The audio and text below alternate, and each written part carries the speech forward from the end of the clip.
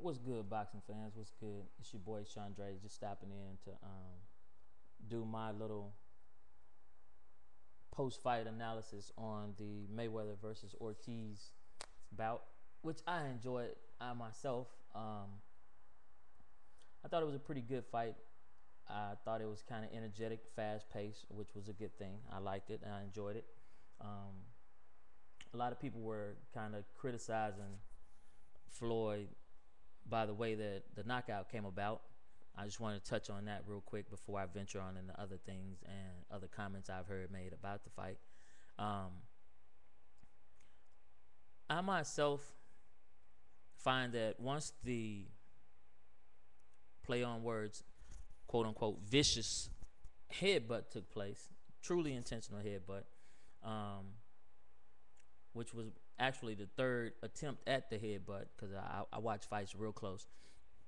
After the headbutt, Victor Ortiz came over, prior to the points being deducted from him. He came over and he hugged Floyd, gave him a kiss on the cheek saying he apologized or whatever. But me personally, when I do something and it's intentional, I really don't apologize for it because it came from the heart.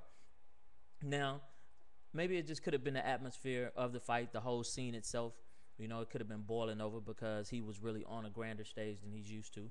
But he seemed as if he could handle the pressure and that he would be able to, execute his game plan. But it boiled over a lot sooner than, say, quote unquote, Zab Judas did. At least took him 10 rounds before his frustration boiled over. But after he hugged him and kissed him or whatever, Floyd hugged him back. After that, the referee went ahead with his point deductions and things of that nature.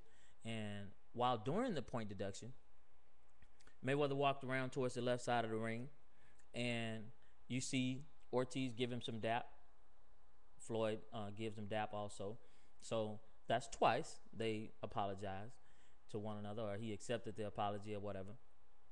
After that, the referee, once he's done with the point deductions by going with all four sides of the ring, he pushed the fighter back, let the fighter go. Then he turns around, he looks down at the timekeeper, and he said, time.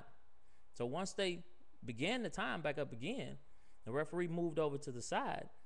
As Floyd approaches Victor Ortiz, he even approaches with his gloves up because the time has already been given in.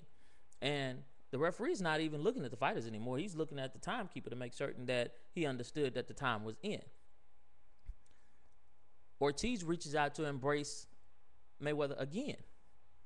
He even okays the hug. He comes inside and hugs the guy, but he even hugged him with his gloves up. The man is already pissed. I'm not trying to hug on nobody else.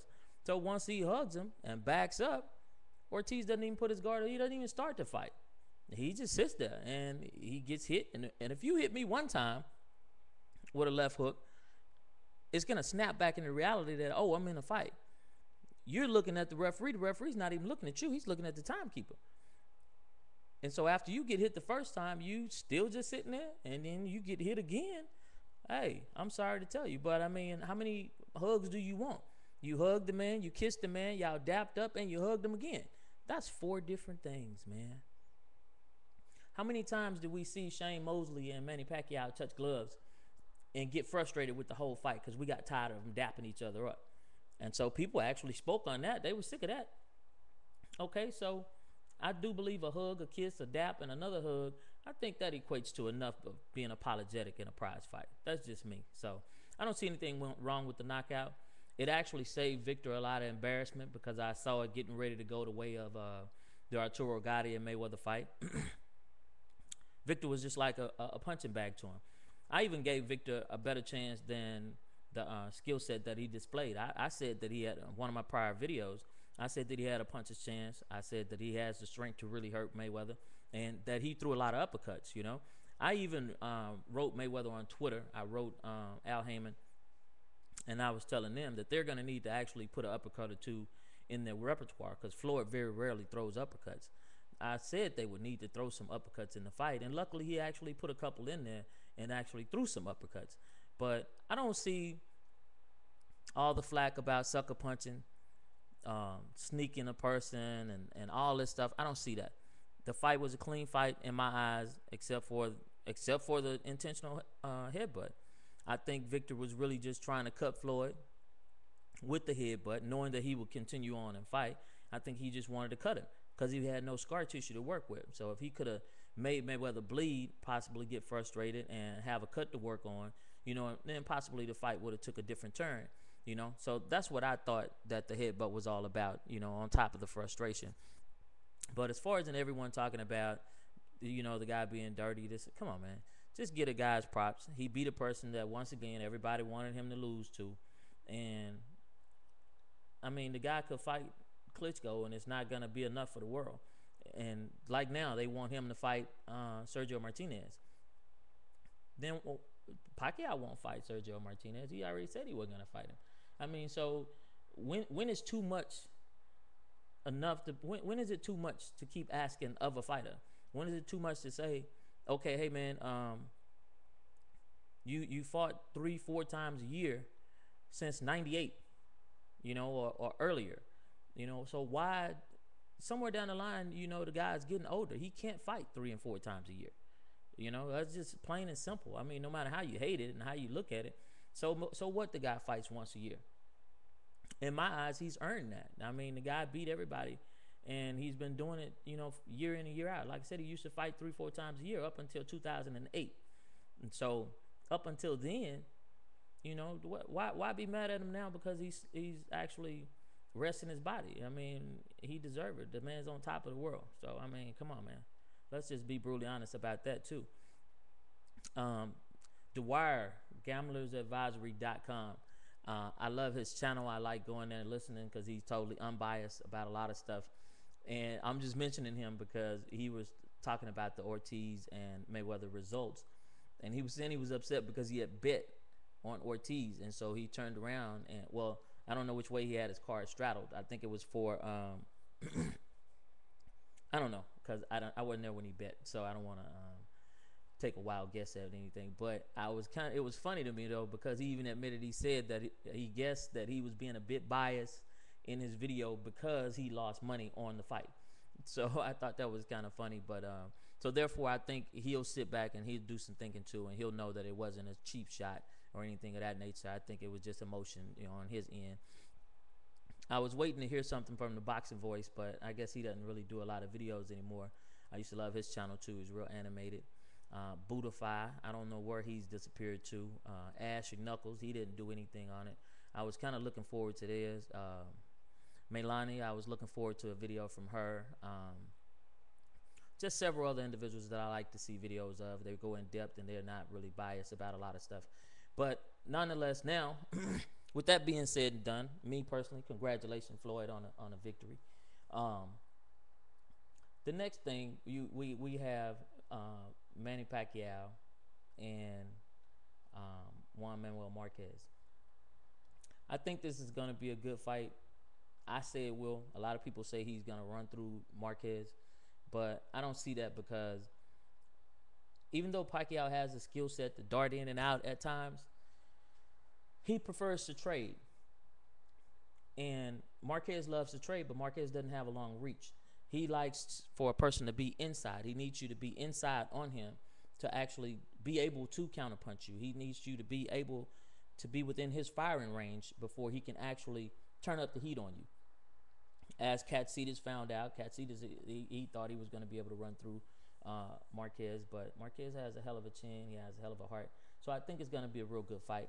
I think Pacquiao could beat Marquez easier if he was to stay outside of Marquez and stop coming in to the point to whereas Marquez is able to reach him. That's the only flaw I see with Pacquiao fighting Marquez. Me personally, I wish to see Pacquiao fight someone else.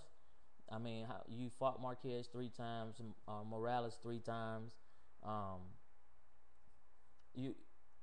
just get tired of seeing the same fighters. I guess you could say same top-ranked fighters fighting one another. I guess I just get tired of seeing that, And the Cotto Margarito fight is coming up. I hope Cotto wins. I really don't even want to see the fight. I wish they wouldn't even fight, because I'm still, kind of tripping on the Margarito thing or whatever. But I guess it is what it is. So me being a boxing fan, I'll watch it because that's what us boxing fans do.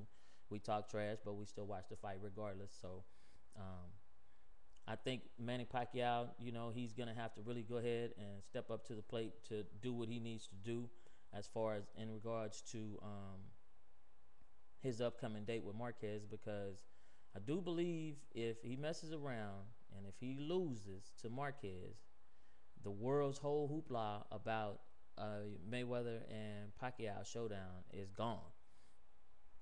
110% gone. Guarantee you that if he loses, they will not fight. So everyone, I guess you could say everyone, including myself, will have my fingers crossed that Pacquiao wins. But people are giving Marquez like a 15% chance of winning. Me, I give him a 70% chance of winning, maybe even a 75% chance of winning. If Pacquiao stands his ass in the pocket with Marquez, he needs to dart in and out, and that'll be his best out for winning the fight. And then I'll give him the edge in the fight. But if he chooses to stand inside and brawl, even though Marquez is small and coming up in weight, I guarantee you it's going to be a long night. He'll be in for another war. That's how I look at it, and that's just what that is. Do I think Victor Ortiz is going to get another rematch with Mayweather? No, he's not going to get a rematch. It's just something said in the heat of the moment, and I know damn well they're not going to fight again because it's not going to solve anything, and it'll be the same thing. And then up comes now, once again, quote unquote, that risk versus reward factor. The risk is unnecessary. So it's not going to happen, people. So if you're looking for a rematch on account of the way it ended, you can cancel Christmas. It's not going to happen. You can definitely hang that up. And there was another subject I was going to touch on as kind of slipping my mind right now. I don't remember exactly what it was. But let's just keep on watching this. Larry Merchant and Floyd cussing out Larry Merchant. People, I'm going to say this to you. I don't care if a person's 80, 90, 100 years old, or whatever the fuck it is. Eventually, even they can get on your nerves. I'm sorry, but that's the honest to God truth. Larry Merchant intentionally tries to get under people's skin. And when you succeed and you get cursed out about it, you shouldn't even be mad, because that is what you were trying to do from Jump Street. Not just this year, last year, year before, this. You've been doing it from Jump Street with everybody that's black. Do you get that? That's the common denominator in it, is that you do it to everybody that's black. Even when Katsitas fought Marquez, the fight I was speaking of earlier, when Katsitas' brother had passed away, what was the purpose of you bringing up the death of his brother in the post-fight interview? That didn't have anything to do with anything. You didn't have to bring that up. But he brought it up because he wanted to just break the man down. And he made the man start crying for no reason. You didn't even have to say anything about that. To me, Larry Merchant has no class. None whatsoever. And him being white doesn't make it right that he constantly badgers and dismisses any great works of any African-American fighter. It's just ridiculous. So do I feel that Floyd is bad or a bad person for finally putting him in his place? No, because I know a lot of other fighters that wanted to do it. But they always try to let him make it. I don't know if he's tried to pattern himself after Cosell, but Cosell had more class than that as well. Certain things he just wouldn't do. And if you did something great, he gave you that amount of respect and the props for that, and he went on about his business. But Larry Merchant, he deserved what he got. He deserved getting cursed out. He deserved being told off, because everybody in the world been wanting to do it. And so I don't feel sorry for him. It doesn't matter if he's 80 years old. Same way I say about these females that call themselves guys and get in guys' faces, acting as if they are guys. And then when a guy knocks them out or whoops them, then it's, oh, he hitting the female. Quit putting yourself in a man's place. I don't give a fuck that you're a female. Quit putting yourself in a guy's place. So it's the same way. If you 80 years old and you out there bothering these guys, you putting yourself in line for that. So quit putting yourself in that particular place, and you won't have to worry about the consequences.